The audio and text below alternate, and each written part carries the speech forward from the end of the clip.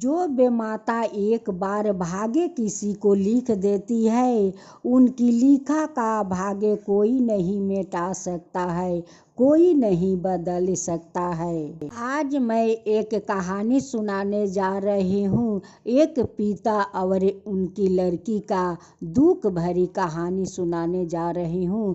इस कहानी का आप लोग जरूर सुनिएगा। इस कहानी एक चंपा का दुख भरी कहानी है। एक गंगू नाम का एक आदमी था। उनकी एक ही लड़की थी। जब लड़की का जन्म हुआ तब उनकी माँ का मृत्यु हो गया। तब से उनकी पिताजी अपना बेटी को माता पिता बनकर पोषण पालन किया। उनकी माँ को महसूस कभी नहीं होने दिया। चंपा का पिताजी चंपा के लिए सब कुछ था। माता भी था, पिता भी था। गंगू अपना बेटी से बहुत प्यार करता था, बहुत प्यार करता था।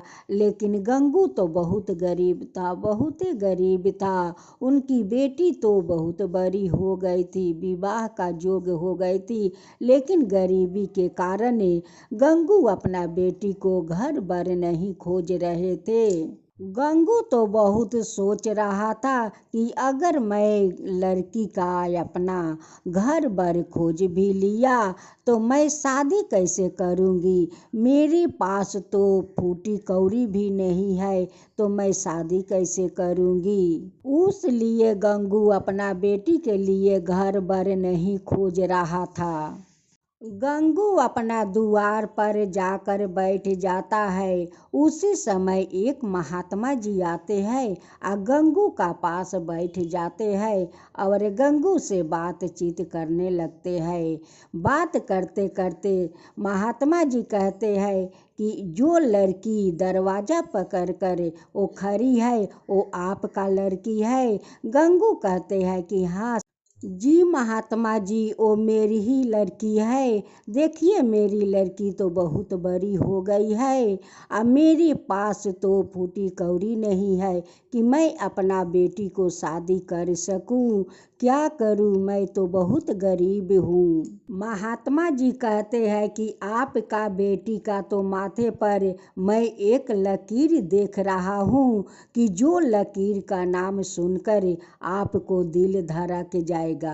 गंगू कहते हैं कि महात्मा जी, मेरे बेटी को माथे पर ऐसा क्या लिखा है, आप मुझे समझा कर बताइए। हे महात्मा जी, आपका लड़की को बहुत पहले भाग्य लिखा चुका है, एक 12 बरस का मुर्दा का साथ है। गंगू कहते हैं कि हे महात्मा जी, ये कैसे हो सकता है। भला मुर्दा के साथ कोई अपना लड़की को शादी देता है। महात्मा जी कहते हैं कि ये तो मैं नहीं बोल रहा हूँ, उनकी माथे का लकीर बोल रहा है कि उनकी 12 बरस का मुर्दा का साथ रहना होगा।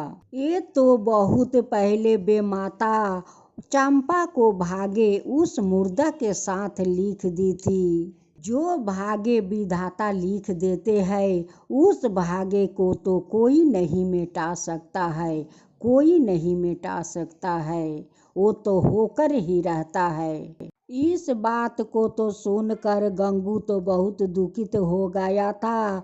लेकिन सोच विचार करते हुए गंगू अपना दिल को पत्थर बना लेता है और फिर उस महात्मा जी से सवाल करते हैं कि महात्मा जी, वो मुर्दा मुझे कहाँ मिलेगा महात्मा जी। महात्मा जी कहते हैं कि वो तो आपका काम है ढूंढना, आप उसे ढूंढिए।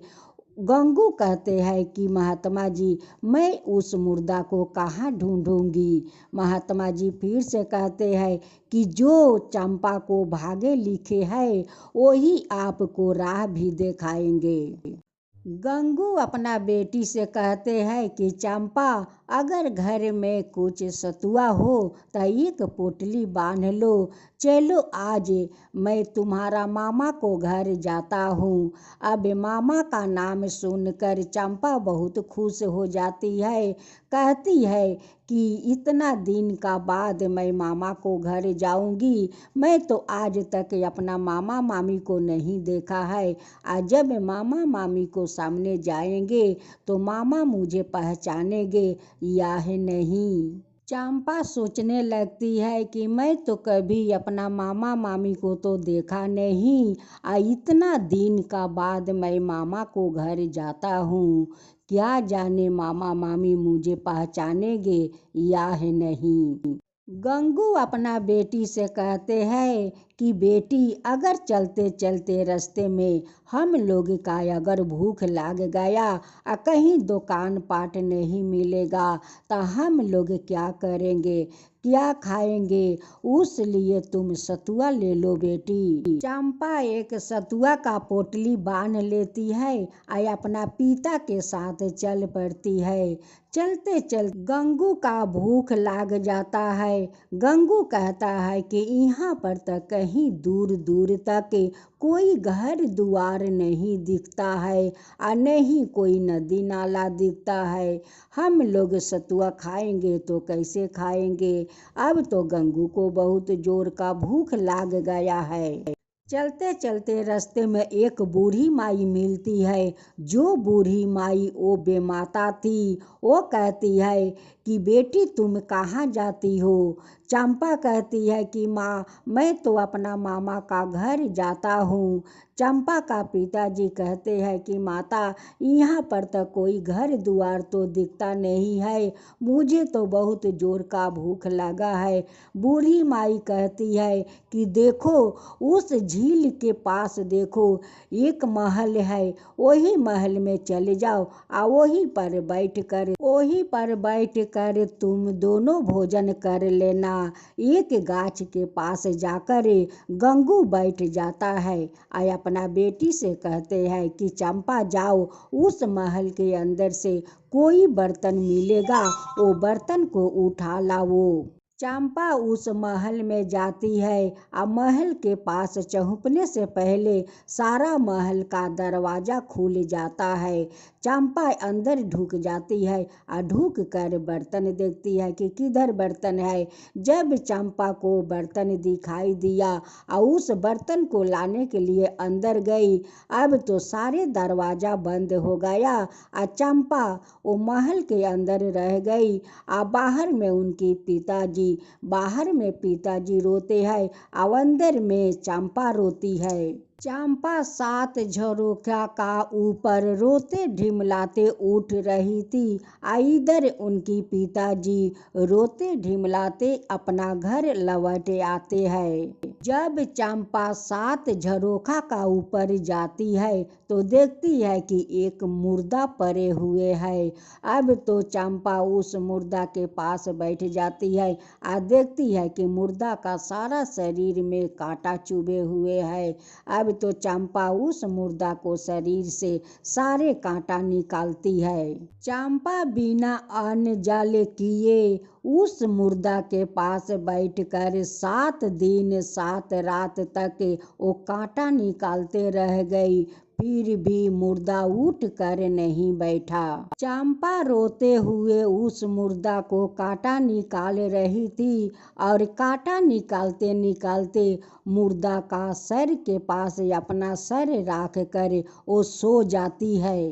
बेमाता एक औरत का रूप धारण कर लेती है और 7 झरोखा का ऊपर उठ जाती है, जहाँ चंपा उस मुर्दा को कांटा निकालते निकालते सो जाती है। बेमाता उसी रूम में चहुप जाती है और वहाँ पहुँच कर देखती है कि चंपा तो कांटा निकालते निकालते वो सो गई है। बेमाता कहती है कि चंपा बेटी, ओ चंपा बेटी, चंपा बेटी, ओ चंपा बेटी।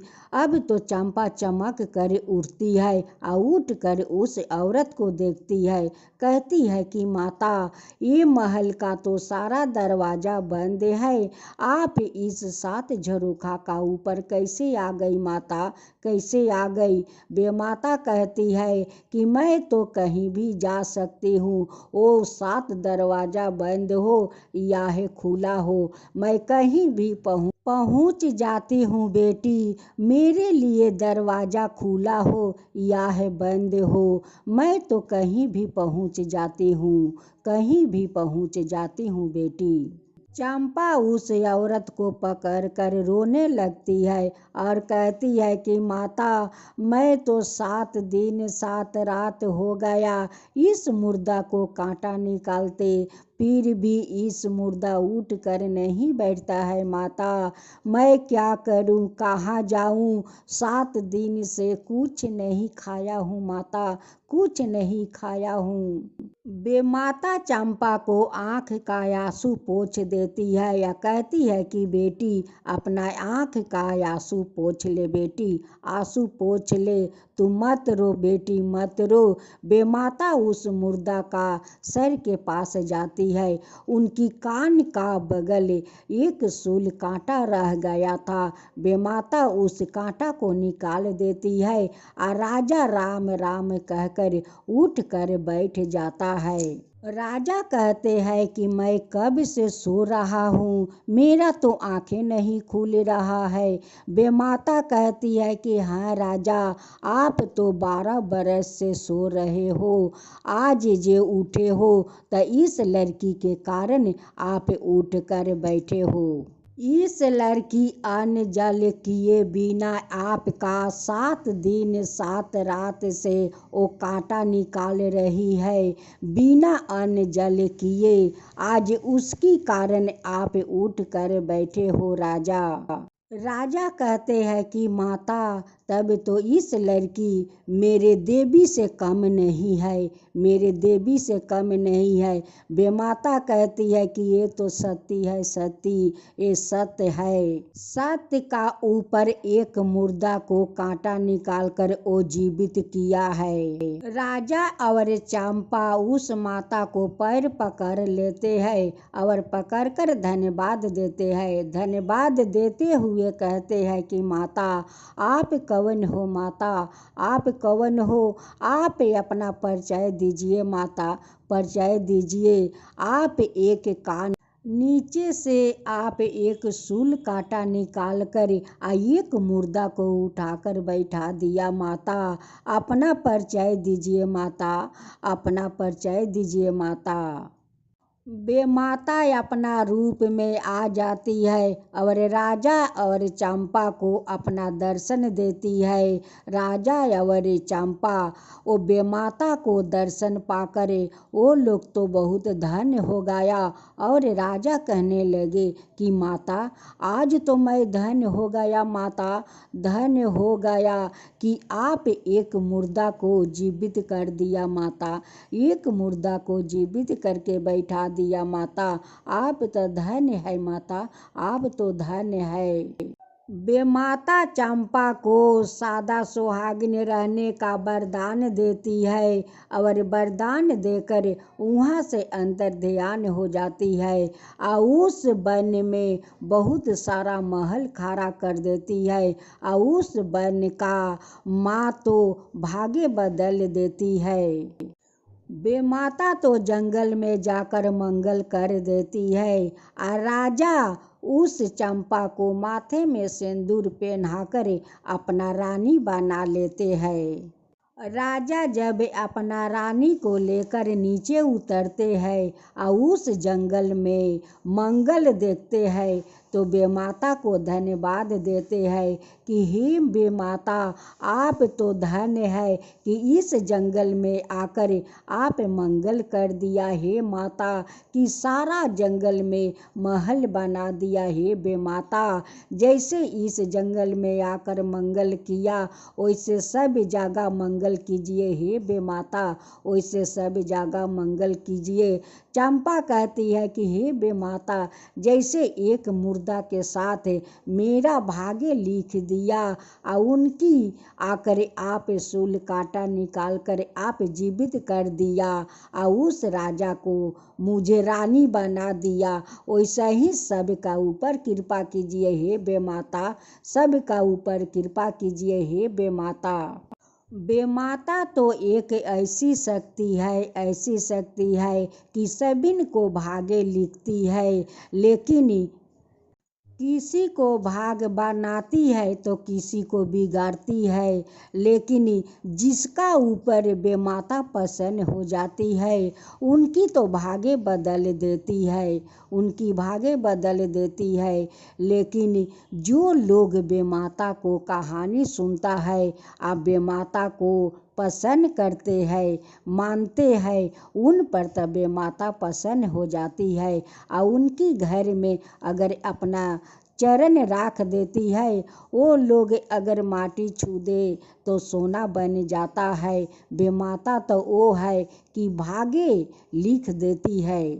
जो आपका कहानी कहे, जो सुने, जो हुक्का भरे, उन सब का ऊपर कृपा कीजिए। हे बेमाता, सब का ऊपर कृपा कीजिए। हे बेमाता। बेमाता की जय हो, बेमाता की जय हो।